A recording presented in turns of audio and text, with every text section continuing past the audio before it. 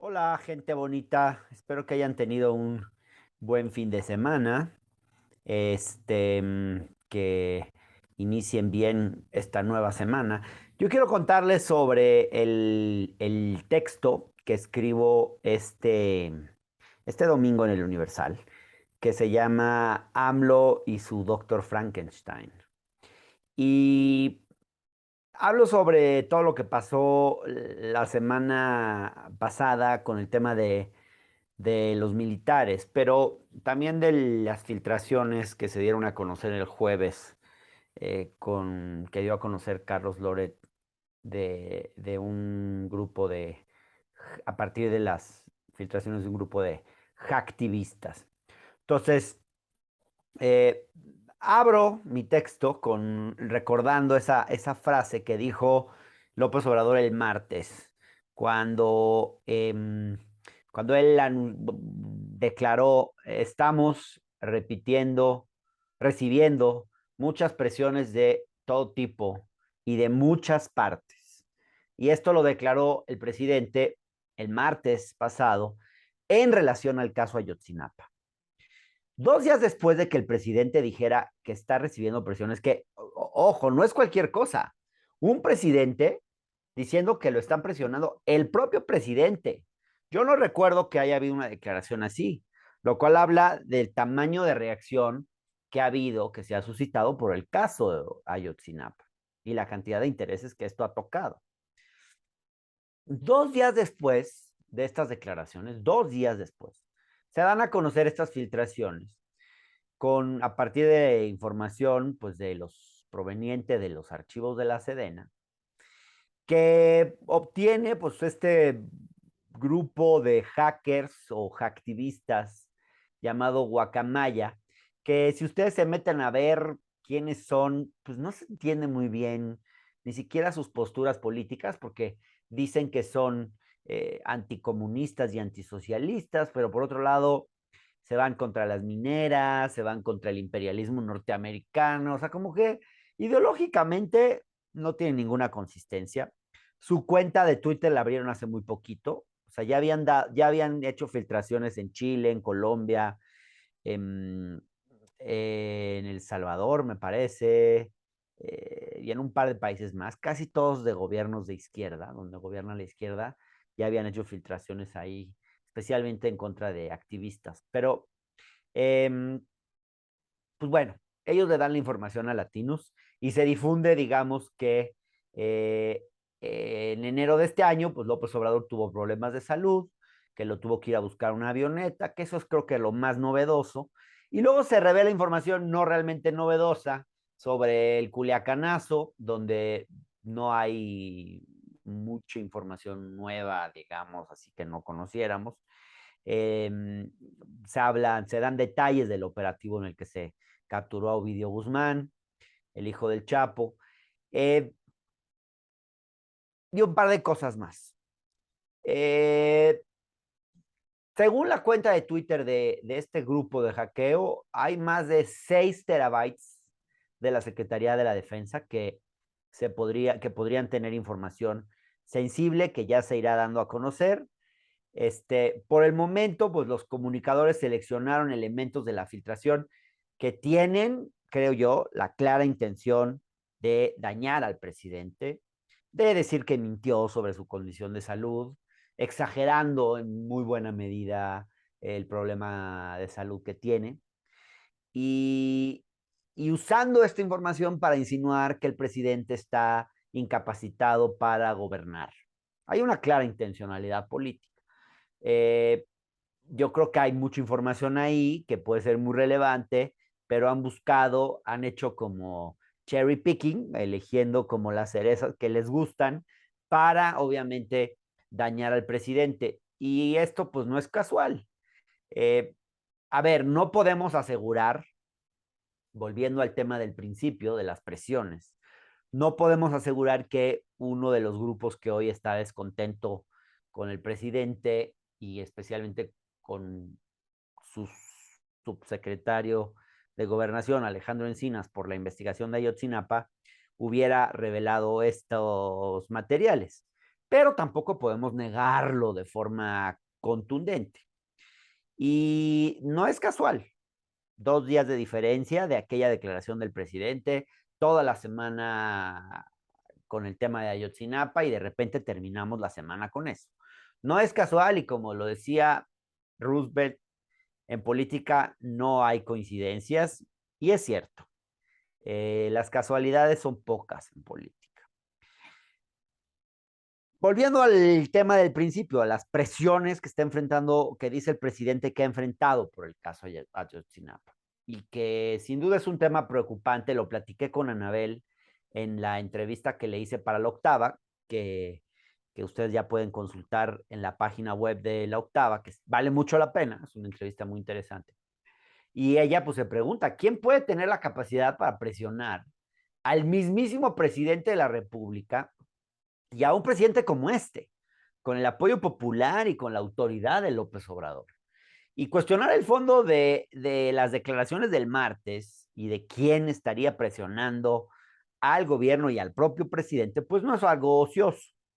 Puede ser incluso, como dice la propia Anabel, hasta una cuestión de seguridad nacional.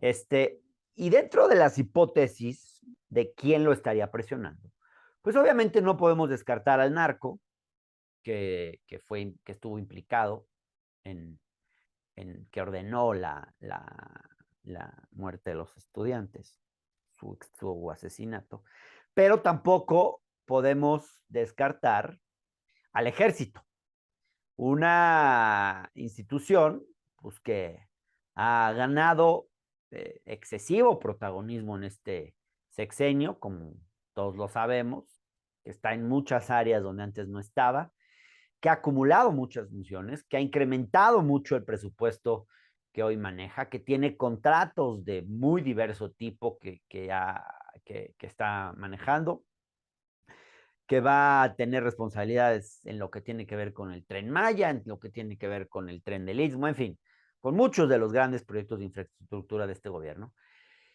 y que en los últimos meses como que pareciera que ya se le subió demasiado, porque han estado, antes incluso de esto de Ayotzinapa, han estado dando algunas muestras de que empiezan como a retar al poder civil, a ponerse al tú por tú. Y hay ejemplos de sobra de esto. Y yo lo recapitulo en mi artículo, que espero que ustedes puedan leer, que está en la página del Universal y que pueden consultar también en mi propia página web, www.hernangomez.com.mx. Y digo, bueno, que ejemplos sobran. El 22 de junio, por ejemplo, de este año, el general Luis Crescencio Sandoval, en plena ceremonia con las víctimas de represión del terrorismo de Estado de los años 70, pidió ahí inscribir, y dijo además que el presidente ya lo había autorizado, inscribir los nombres de militares fallecidos con motivo de los hechos del pasado, en lo que es una evidente provocación, que muestra la necedad de reconocer el papel de victimarios del ejército, intenta equiparar las bajas militares con las víctimas, en una suerte como de teoría de los dos demonios. Luego otro ejemplo, el 13 de septiembre, con motivo de la celebración del Día de la Gesta de los Niños Héroes, el secretario de la Defensa declara que hay quienes, dice, alertando con comentarios tendenciosos generados por sus intereses y ambiciones personales, pretenden apartar a las Fuerzas Armadas de la confianza y respeto que deposita la ciudadanía en las mujeres y hombres que tienen la delicada tarea de servir al país. Un discurso de claros tintes políticos que se interpreta amenazante frente a quienes han criticado la militarización. ¿Cuándo recuerdan ustedes realmente a un miembro del ejército haciendo comentarios de este tipo o hablando así? Y otra estampa del creciente atrevimiento de los militares es esta del 8 de septiembre, en la que también Luis Crescencio Sandoval se reúne con Alito Moreno y otros diputados priistas en una supuesta sesión informativa, que en realidad pues era un trabajo de cabildeo con los legisladores del PRI para que aceptaran reformar la Guardia Nacional y pasar a formar parte de la Sedena. Todo eso y más devela una serie de conductas ajenas realmente a la tradición de las Fuerzas Armadas, que en México siempre han mantenido una distancia de los temas de política interior y exterior. Pero aunque esto es obviamente inquietante y preocupante, lo más inquietante y preocupante es la reacción que han tenido recientemente en el caso de la investigación de los crímenes cometidos en Ayotzinapa. Ahí es clara la intención de la corporación de proteger a los suyos y que nadie los toque. Destaca la entrevista esta tan a modo que ese cuasi vocero de las Fuerzas Armadas, que es Jorge Fernández Menéndez, hizo para ADN 40 al general José Rodríguez Pérez, que está detenido en el campo militar número 1 y que es acusado de ordenar el asesinato de 6 estudiantes normalistas. Ningún periodista realmente tendría acceso a hacer una entrevista de este tipo. No es que esté prohibido, pero es muy complicado y cualquier periodista lo sabe. Y mucho más difícil, además, hacerlo adentro de las instalaciones militares. Entonces, realmente algo así solo se explica como parte de una campaña avalada desde el ejército, palomeada probablemente por el propio secretario de la Defensa Nacional, como una iniciativa para respaldar a uno de sus generales. Como un poco diciendo, pues si tocan a uno, nos tocan a todos, ¿no? A esto se suma además el hecho de que el mismo ejército haya permitido a dos abogados, y me refiero a Alejandro Robledo Carretero, ex subsecretario de Seguridad Pública, y a César González, socios de Juan Araujo, socios de la red de presuntos negocios judiciales que encabezó Julio Scherer cuando fue consejero de la presidencia de la República, y que por cierto se fue en malos términos con el presidente López Obrador, independientemente de lo que se haya dicho en esa mañanera en la que el presidente despidió a Scherer.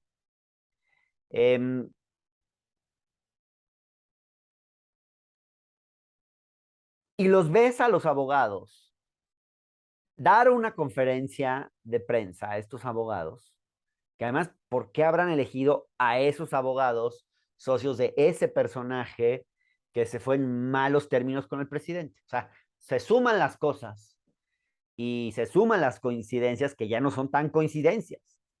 Y bueno, estos abogados dan una conferencia de prensa donde lo que hacen es demeritar el trabajo de Alejandro Encinas, dicen que lo van a denunciar, y, y además, pues obviamente una iniciativa, pues esta de que obviamente también tiene que ver con presionar a Encinas para que renuncie, porque eso es lo que están buscando varios sectores. En esa conferencia de prensa a la que me estoy refiriendo, dicen ellos que las pruebas del informe de la Comisión de la Verdad eran falsas, que las acusaciones en contra de los militares están basadas en un solo testigo, lo cual es mentira, y que se quiere politizar el caso Ayotzinapa. Realmente el conjunto de osadías por parte del ejército, de las Fuerzas Armadas, ya es inocultable.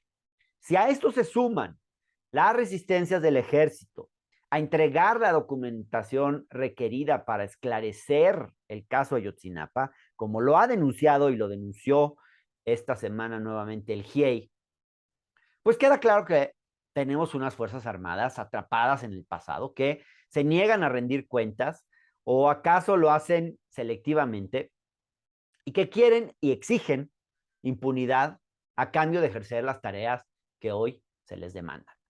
Por lo visto, pues no les bastó que exoneraran al general Cienfuegos. Pareciera que los militares más bien buscan ser intocables, que quieren ser impunes, y estos no pueden ser los términos de la relación entre el poder militar y el poder civil de ahora en adelante, ni mucho menos esas pueden ser las condiciones en las que se plantee la participación en estos momentos necesaria de las Fuerzas Armadas en tareas de seguridad pública. Pero yo termino diciendo en mi texto que de todo esto es responsable en muy buena medida el propio presidente de la República, porque lo que siembras cosechas, y esto en parte es lo que el propio presidente ha, ha sembrado y ha cosechado al darle este papel tan excesivamente protagónico al ejército y al no ponerles ciertos límites. Porque yo creo que en el fondo AMLO ha venido creando un Frankenstein, de ahí el título de mi texto. Ha creado un monstruo, que son las Fuerzas Armadas, que parece que están cobrando vida propia. Y por eso me parece que llegó el momento de ponerle un hasta aquí a las Fuerzas Armadas. Y pues yo espero que el presidente lo haga y yo espero que no sea demasiado tarde. Bueno, pues este es mi comentario, mi videocolumna que les dejo. Pueden leer el artículo, pero pues así hay gente que prefiere contadito, entonces pues ahí les va contadito. Eh, Suscríbanse a mi página en YouTube, suscríbanse a mi página en Facebook, si prefieren. Síganme en Twitter, @Hernán Gómez B grande. Aunque ahora ya todo lo que es video lo estoy tratando de hacer más en YouTube y en Facebook. Y también en la página www.hernangomez.com.mx, ahí están todos mis contenidos en La Octava, en el canal del Congreso, mis artículos periodísticos, los libros que he escrito, hay fragmentos, en fin, ahí pueden encontrar de todo. Bueno, muchas gracias y pues que pasen bien esta semana. Besos y abrazos.